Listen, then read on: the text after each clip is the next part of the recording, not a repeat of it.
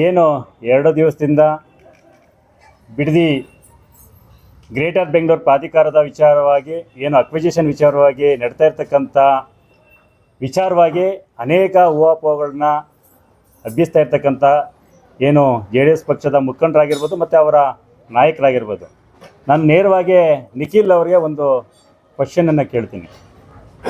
2006ರಲ್ಲಿ ಇಲ್ಲೇ ನಮ್ಮ ಪಕ್ಕ ಇರ್ತಕ್ಕಂಥ ರಾಮನಗರ ಟೌನಿಂದ 1.5 ಕಿಲೋಮೀಟರ್ ಇರ್ತಕ್ಕಂಥ ರಾಜೀವ್ ಗಾಂಧಿ ಯೂನಿವರ್ಸಿಟಿನ ಅಕ್ವೈರ್ ಮಾಡ್ತಾರೆ 2006ರಲ್ಲಿ.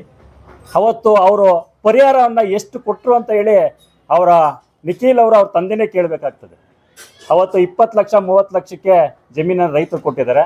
ಯಾಕೆ ಅವತ್ತು ರೈತರು ಇರಲಿಲ್ವಾ ನಿಖಿಲ್ ಅವರೇ? ಅವತ್ತು ರೈತರು ನಿಮ್ಮ ತಂದೆ ಕಾಣಿಸ್ಲಿಲ್ವಾ? ಇವತ್ತು ಟೌನ್ ವ್ಯಾಪ್ತಿಯಲ್ಲಿ ದೂರಾಳ್ತದಲ್ಲಿ ಇರ್ತಕ್ಕಂಥ ಇವತ್ತು 3 ಕೋಟಿ 4 ಕೋಟಿ ಜಮೀನನ್ನು 2006ರಲ್ಲಿ ಅಕ್ವೈರ್ ಮಾಡಿದ್ರಿ. ಆ ಪ್ರಾಜೆಕ್ಟನ್ನು ಕೂಡ ನೀವು ಕೈಗೆ ಎತ್ಕೊಳ್ಳೇ ಇಲ್ಲ. ಈಗ ನಮ್ಮ ಈಗಿನ ಸರ್ಕಾರ ಮಾನ್ಯ ಉಪಮುಖ್ಯಮಂತ್ರಿಗಳ ನೇತೃತ್ವದಲ್ಲಿ ಇವತ್ತು ರಾಜೀವ್ ಗಾಂಧಿ ಯೂನಿವರ್ಸಿಟಿ ನಡೀತಾ ಇದೆ.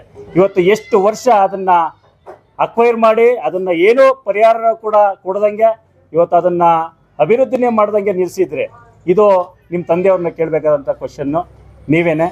ಅದೇ ರೀತಿ ಈಗ ನಾನು 100 ಎಕರೆ ಕೊಡಿ 200 ಎಕರೆ ಕೊಡಿ, ನಾನು ಕಾರ್ಖಾನೆ ಮಾಡ್ತೀನಿ, ನಾನು ಇಂಡಸ್ಟ್ರಿ ತರ್ತೀನಿ ಅಂತೇಳಿ ಇವತ್ತು ಎಲ್ಲ ಕಡೆ ಹೇಳ್ತಾ ಇದ್ದಾರೆ. ಯಾಕೆ ಅವಾಗ ಅವ್ರು ರೈತರು ಇರಲ್ವಾ? ಆ ಕಾರ್ಖಾನೆ ಮಾಡೋಕ್ಕೆ ಹೋದ ಸಂದರ್ಭದಲ್ಲಿ ಅವ್ರು ರೈತರಲ್ವಾ? ನಿಖಿಲ್ ಅವರೇ, ನಿಮ್ಮ ತಂದೆಯವ್ರಿಗೆ ಹೇಳಿ, ನಿಖಿಲ್ ಅವ್ರಿಗೆ ಕಾಣಿಸೋದಿಲ್ಲ ಅವಾಗ ರೈತರು? ಅವ್ರು ಮಾತ್ರ ರೈತರು ಅಲ್ಲ, ಬಿಡದಿಯವ್ರು ಮಾತ್ರ ರೈತರು. ನಾನು ಬಿಡದಿ ಭಾಗದಿಂದನೇ ಬಂದಿರ್ತಕ್ಕಂಥನು. ನಾನು ಕೂಡ 10 ವರ್ಷದಿಂದ 15 ವರ್ಷದಿಂದ 30 ಲಕ್ಷ 20 ಲಕ್ಷಕ್ಕೆ ಜಮೀನು ಮಾರಿದ್ದೀವಿ. ಇವತ್ತು ಒಂದು ಅಭಿವೃದ್ಧಿ ವಿಚಾರದಲ್ಲಿ ಯಾರೂ ಕೂಡ ತಡೆ ಹಾಕಬಾರ್ದು. ಅಭಿವೃದ್ಧಿ ವಿಷಯವಾಗಿ ಮಾತಾಡಲಿ. ಇವತ್ತು ಈ ಜಿಲ್ಲೆಯಲ್ಲಿ ಏನೇನಾಗಿದೆ, ಬೆಂಗಳೂರು ದಕ್ಷಿಣ ಜಿಲ್ಲೆ ಆದಮೇಲೆ ಏನೇನು ಅಭಿವೃದ್ಧಿ ಆಗ್ತಾ ಇದೆ ಎಲ್ಲದನ್ನು ಕೂಡ ಮನಗಣಬೇಕಾಗ್ತದೆ. ನಿಖಿಲ್ ಅವರು ಏನು ಬಾಯಿಗೆ ಬಂದಂಗೆ ಮಾತಾಡೋಂಥದ್ದನ್ನು ಅವಶ್ಯಕತೆ ಇಲ್ಲ.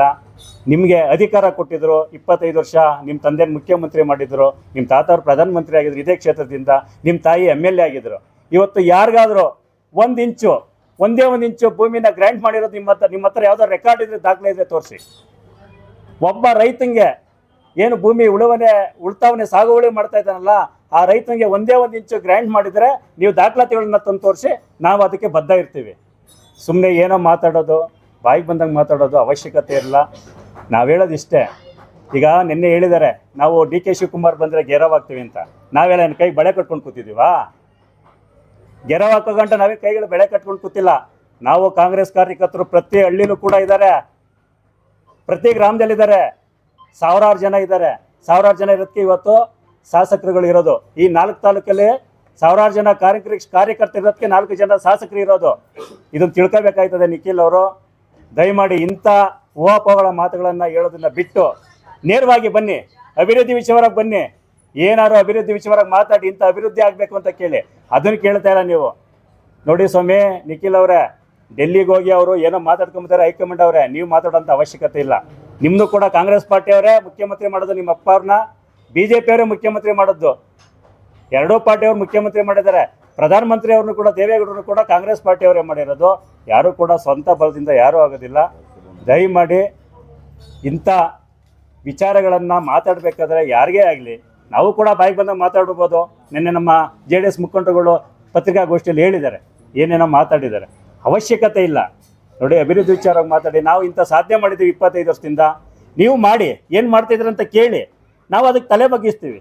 ನಾವು ಅಭಿವೃದ್ಧಿ ಮಾಡಿಲ್ಲ, ನಾವು ತಲೆ ಬಗ್ಗಿಸ್ತೀವಿ.